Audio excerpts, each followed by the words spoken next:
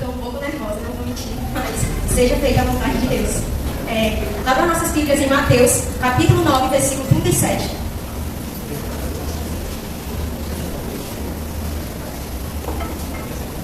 Antes, eu queria agradecer ao irmão Adriano, à irmã Renata e ao pastor pela confiança que eles estão me dando de trazer essa palavra hoje como encerramento da Escola Bíblica Dominical.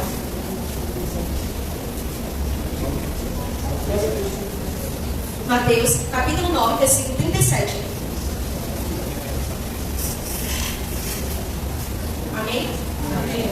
E vai dizer assim: então disse aos discípulos: a colheita é grande mesmo, mas os trabalhadores são poucos. Peçam ao dono da plantação que mande mais trabalhadores para fazer a colheita. Somente esses dois discípulos. O irmão Adriano passou aqui para mim falar um pouco pontos importantes da lição dos adultos, mas eu vou pegar tanto dos jovens como dos adultos. O dos jovens foi tratado a revista A Prova da Vossa Fé, vencendo a incredulidade para uma vida bem-sucedida. Eu acredito, começando aqui a falar da revista dos jovens, eu acredito que os professores, tanto os professores como os alunos, eles tiveram mais conhecimento sobre a fé e começaram a aprender mais. Só que o interessante é que quando eu comecei a estudar para trazer a palavra hoje à noite, eu descobri que fé não pode ser ensinada. E era o que a gente estava acontecendo aqui na igreja, em várias outras igrejas que pregaram a mesma revistinha.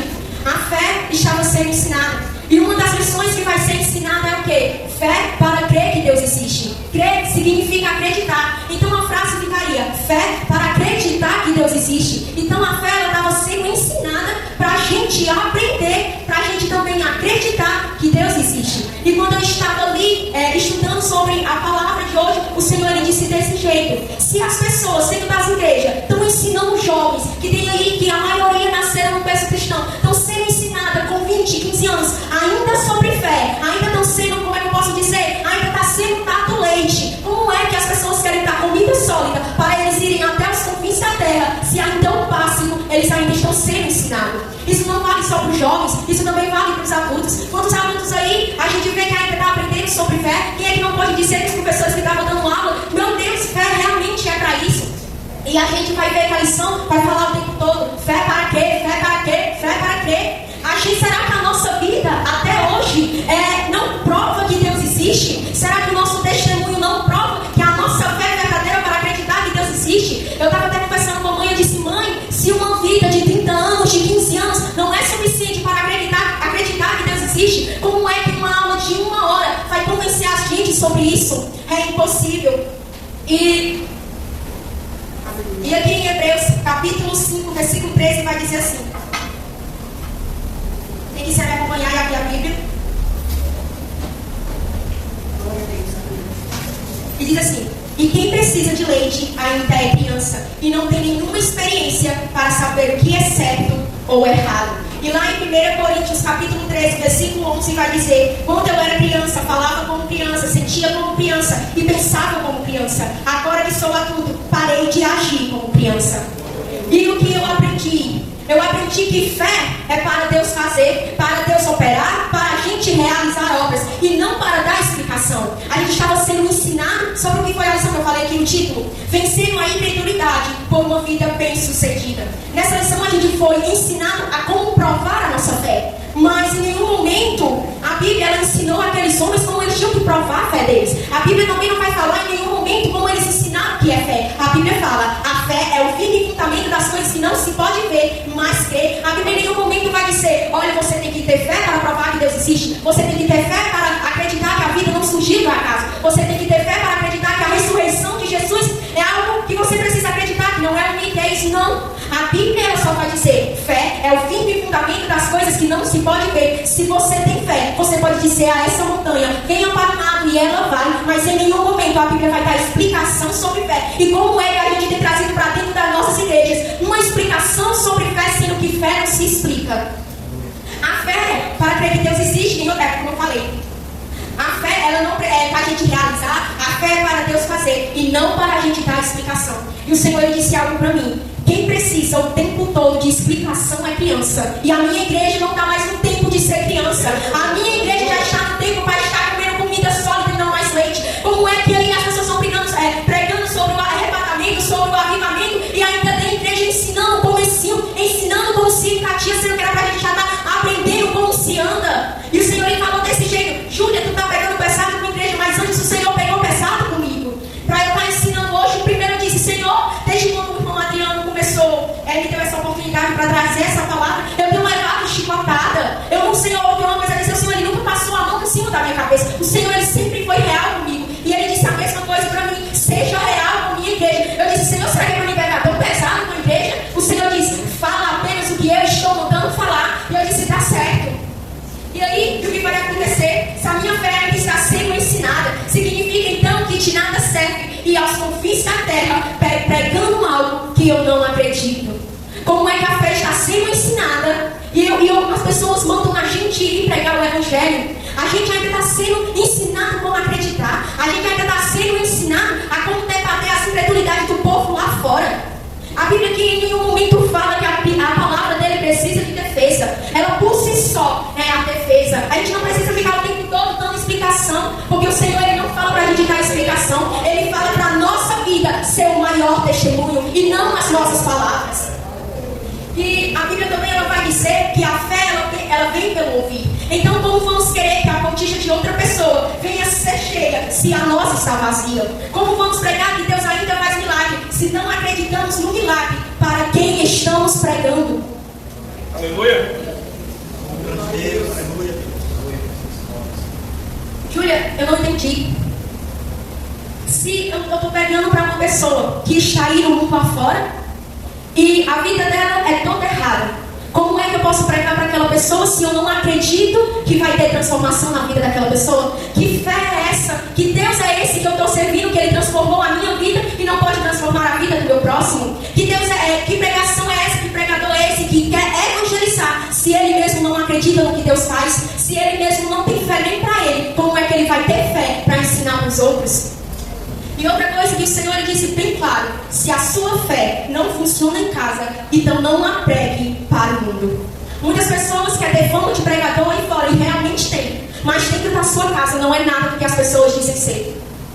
Dentro da igreja, meu Deus, esse daí é um homem cheio de Deus, esse daí é um grande pregador. E dentro da casa dele, ele não é nada do que ele mostra ser. De que adianta?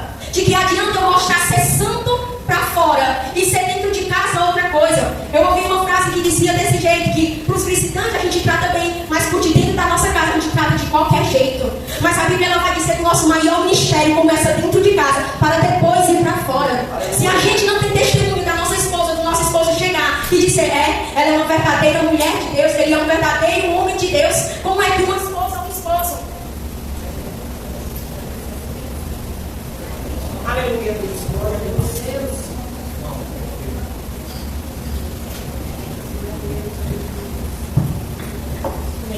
Como é que a esposa ou o esposo vai olhar para o homem quando as pessoas lá fora estão dizendo desse jeito: nossa, mulher, tu tens sorte que ele é um homem incrível, tu tens sorte que ele é um homem de Deus.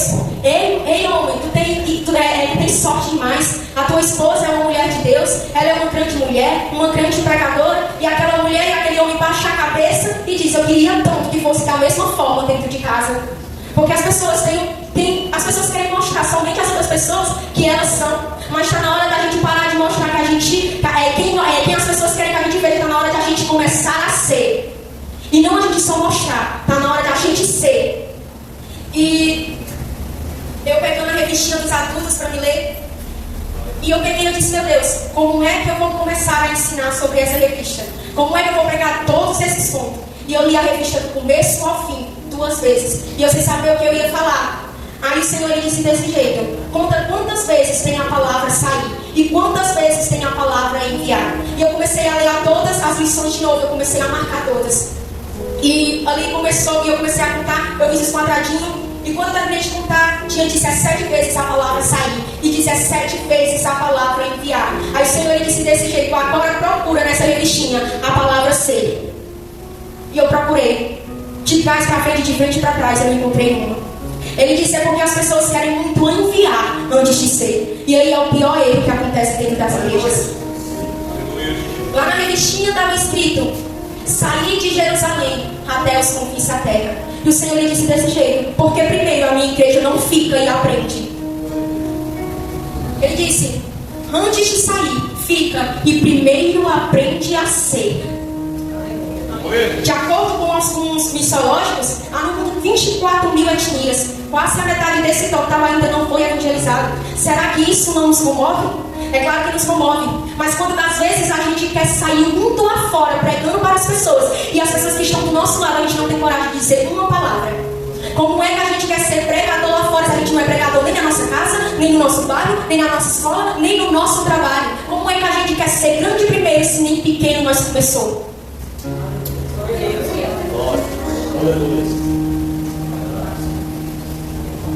Aí o Senhor, ele disse desse jeito. Quando eu comecei a escrever, o Senhor, ele começou a falar mais uma coisa. Eu disse: Deus, isso é pesado para a igreja que eu vou falar. Aí ele disse: anota e fala. E ele disse assim: quantos estão por aí pregando a salvação que nem mesmo eles têm?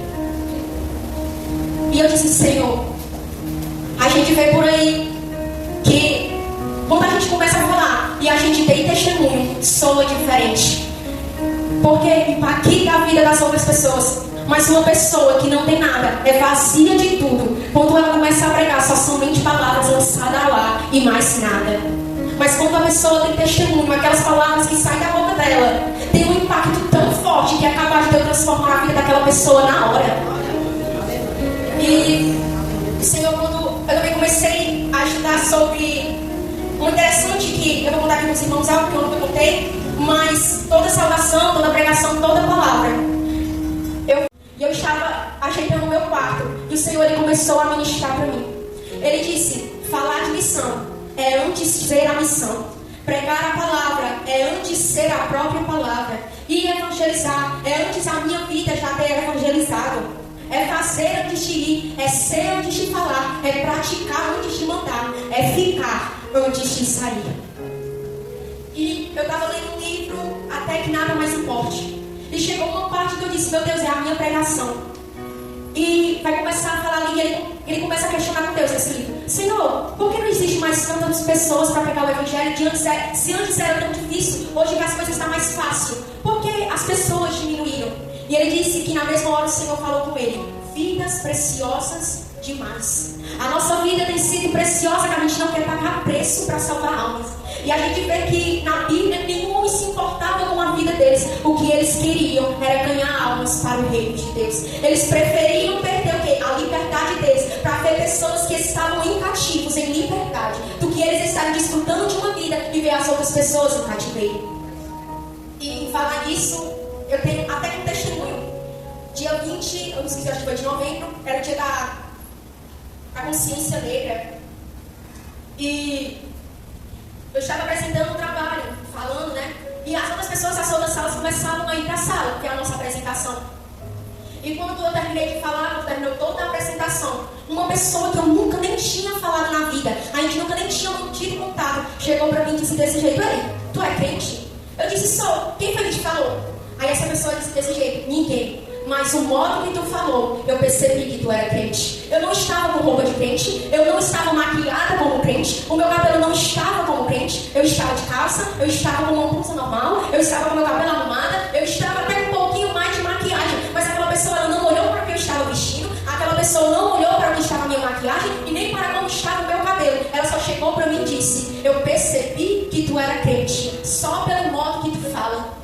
Então a nossa vida, ela deve ser o maior exemplo onde a gente chega. Não é só dentro da igreja, onde as pessoas estão vendo para as pessoas, para a gente mostrar para as outras pessoas que a gente é. Não, é aonde nós chegar. Porque muitas das vezes, um crente, ele não é reconhecido pelo que ele fala. Basta só as pessoas olharem e a pessoa fala: esse daí é crente. Eu tenho até aqui, peço permissão à minha mãe, para falar sobre o testemunho dela também. Ela foi para um mercado, e um mercado grande, e ela estava de short. Muitos sabem que quando tu vê um irmão de short, não está abaixo do Senhor. Porque eu já passei por isso. Tem pessoas que fingem que nem está vendo. E a minha mãe, ela estava nesse mercantil, e uma mulher que nunca nem tinha visto ela disse desse jeito: baixa o Senhor, irmão. A minha mãe e a Karina, que estava junto com ela, ficou impressionada. Essa mulher te conhece? Conhece não. E como é que ela sabe que eu sou crente? É porque o Espírito Santo, ele revela quem é os dele e quem não são. E os tempos, eles não mudaram. A gente tem visto que o avivamento é para fazer a separação do joio e do trigo. É para Deus mostrar quem é, e é para Deus revelar quem realmente são as pessoas. E, voltando, fazer missão é ter amor por vidas e ter amor por almas. A gente sempre foi ensinado que quando a gente vai fazer a lição, a gente vai sofrer, a gente vai ser chicoteado, desculpa, a gente vai apanhar. E o Senhor ele disse desse jeito: essa não é a verdadeira significado de missão. Missão você vai sofrer realmente, mas você tem que sofrer pelas vidas e não por você. Você vai estar levando no seu corpo, na sua vida espiritual, não é a marca que você é um missionário, é a marca que você está salvando vidas. Então tenha amor por almas. Fazer missão não é para qualquer um, é para quem tem amor. E se você não tiver amor, não adianta fazer missão, porque de nada vai servir. E o Senhor lhe disse outra coisa: antes da tua boca falar que Deus realiza, primeiro a tua vida precisa mostrar que Deus ainda faz. Como é que eu posso abrir a minha boca e dizer, Deus faz isso, Deus faz aquilo, e a pessoa diz desse jeito? E o que foi que Ele fez na tua vida? As pessoas não veem testemunho mais hoje em dia. É tão difícil como antigamente a gente via. E assisti um vídeo no TikTok, e eu peguei um vídeo do Eliseu. E ele disse desse jeito que ele sempre estava ali preparando a palavra. E toda a vida, quando o pastor ficava assim olhando, ele levantava a mão para Deus dar a oportunidade para ele falar as palavras que ele preparava. E toda a vida o pastor ficava no rosto, não queria saber. E ele era um menino que fechava e abria a Kombi. E no dia que ele fechou a Kombi, ele disse desse jeito: eu vou esperar essa Kombi estar cheia e eu vou pregar a palavra do Senhor. E ali, enquanto a Kombi encheu, ele contou que ele se ajoelhou na cadeira do banco e ele começou a pregar a palavra dele. E ele disse que todo mundo da Kombi foi cheio. E uma frase que ele disse que me impactou foi: sirva fora do seu propósito. Você não precisa de oportunidade para falar do Senhor. Você não precisa estar em cima com o microfone pregando, dando saudação ou cantando. Dentro da sua casa você pode falar do Senhor. Na sua escola você pode falar do Senhor. Se está passando passarinho, fale do Senhor. Mas sirva fora do seu propósito. Porque o Senhor ele se agrada mais de quem faz com amor fora dos holofotes do que aqueles que faz somente para serem vistos. E Deus não está buscando quem prega bonito, quem tem título. Isso é nós que honramos. Mas Deus quer trabalhadores, porque a casa só vai se encher se tiver trabalhadores na obra de Deus. E o Senhor, quando estava terminando de escrever essa parte, o Senhor lhe disse algo: trabalhadores que faz fora, não dentro. A gente serve na igreja, realmente. A gente está certo. Isso é uma obrigação para servir na igreja. Mas o Senhor, quando Ele fala aqui, a seara é grande, mas poucos ceifeiros, Ele não está falando dos trabalhadores para trabalhar dentro da igreja. Ele está dizendo dos trabalhadores para ir lá fora pregar o seu evangelho. E por que Jesus disse que tinha poucos trabalhadores? Porque o tempo que Jesus chega, só tinha um que estava trabalhando, mas já tinha terminado o trabalho, porque prenderam ele. Naquele tempo, tinha escribas, tinham fariseus, tinham doutores, tinham saduceus, estavam cheios de títulos, mas não haviam realmente trabalhadores que pregavam a palavra de Deus. E o Senhor lhe disse algo para mim: entre vários, se um não faz e esse um não está fazendo, não tem ninguém para fazer. Se a casa está cheia, pode ter 100 pessoas aqui dentro. Se somente um faz e esse um não está fazendo, as outras 99 não irão fazer nada. Foi isso que o Senhor lhe disse desse jeito para mim. E Ele disse algo: a terra clama por salvação, mas quem é aqueles que estão dispostos a pregar o seu evangelho, não só com palavras, mas com vidas? Porque a maior pregação é o que a gente tem vivido, é a vida que as pessoas veem e não aquilo que nós falamos. E eu preparei até uma pregação para o Instagram, que quando o Paulo ele foi exortar a Pedro, ele disse: Pedro, prega, mas vive o que tu estás pregando. Porque as pessoas não estão nem aí para o que você está falando, elas estão preocupadas com a vida que você leva, porque a vida que você vive diz mais sobre quem você é. E eu vou contar, eu não esqueci quem vai me contar essa história, mas uma mulher, ela era de uma igreja, e ela parou um tempo de ir. E chegou uma irmã e disse desse jeito: ei, bora para a igreja? Ela disse: não, eu estou muito ocupada lendo o livro. E ela disse: tá certo. Aí outro culto de novo, essa mesma irmã chegou: ei, bora para a igreja? Ela disse: eu estou ocupada demais lendo o livro. E foi isso, e essa mesma conversa há vários dias. E essa mulher chegou e disse desse jeito: que livro é esse tão importante que tu está lendo? Aí a mulher respondeu: a tua vida. Porque eu queria ver o que tu ia fazer se eu não viesse para a igreja. Será que realmente a gente tem se preocupado com as vidas? Porque o que o Senhor me ensinou nesta lição foi que se a gente faz missão, não basta eu pregar a palavra aqui e sair. Pronto, eu peguei a palavra para aquela vida, foi. Não, o Senhor ensina: se tu prega a palavra para aquela pessoa, tu vai ser responsável por a vida daquela pessoa. Tu vai ensinar a caminhada dela todinha até ela estar preparada para andar sozinha.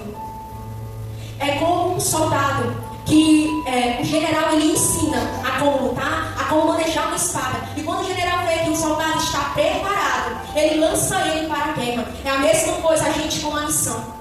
E o Senhor disse também desse jeito: a obra de Deus feita segundo a vontade de Deus jamais terá falta dos recursos de Deus.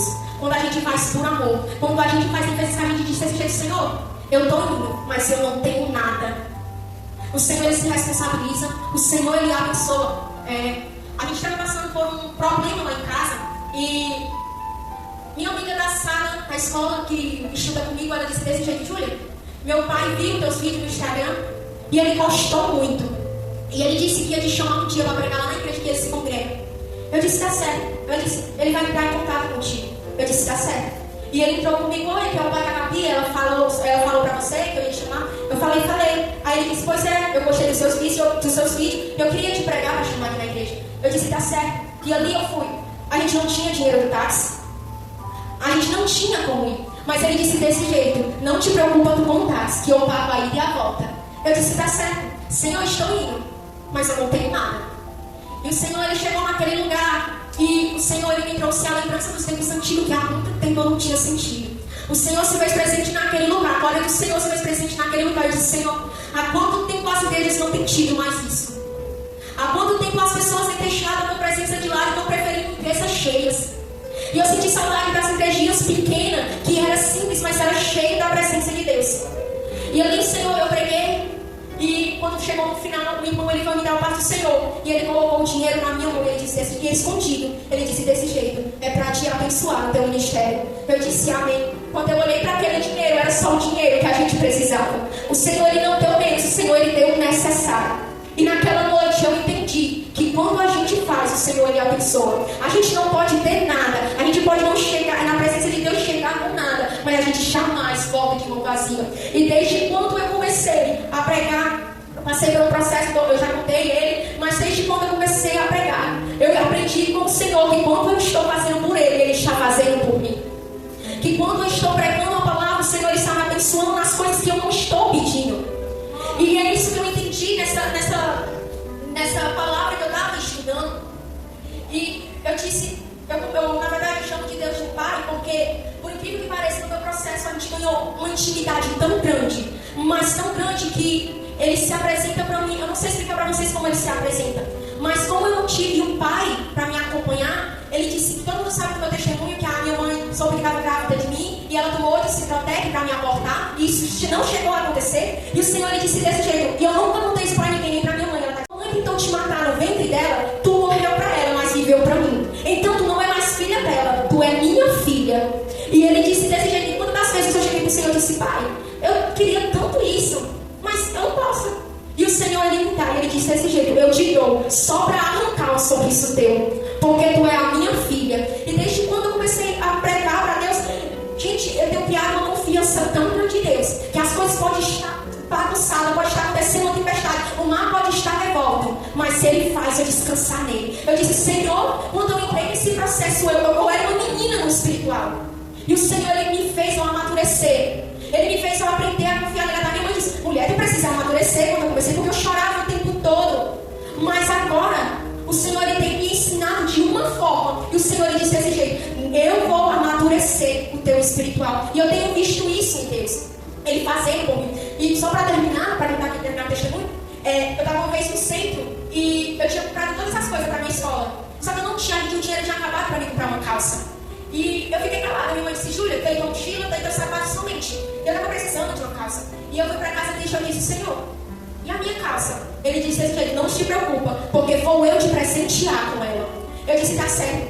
Aí a minha tia ligou para minha mãe e disse: ei, Alessandra, vem cá. Aí a minha mãe foi, saiu de casa, foi eu e a Fernanda. E aconteceu que quando ela ligou para mim, ela disse desse jeito: ei, Júlia, a tua tia comprou uma calça para ti. Disse aí teu número. Aí eu peguei e disse. Quando ela chegou em casa, disse: mãe, eu só estava esperando, porque o Senhor já tinha me dito que ia me dar uma calça de presente. Então, eu quero dizer para vocês que façam a missão por amor e nunca por obrigação, porque por obrigação não vai sair nada, mas por amor pode sair tudo. Amém.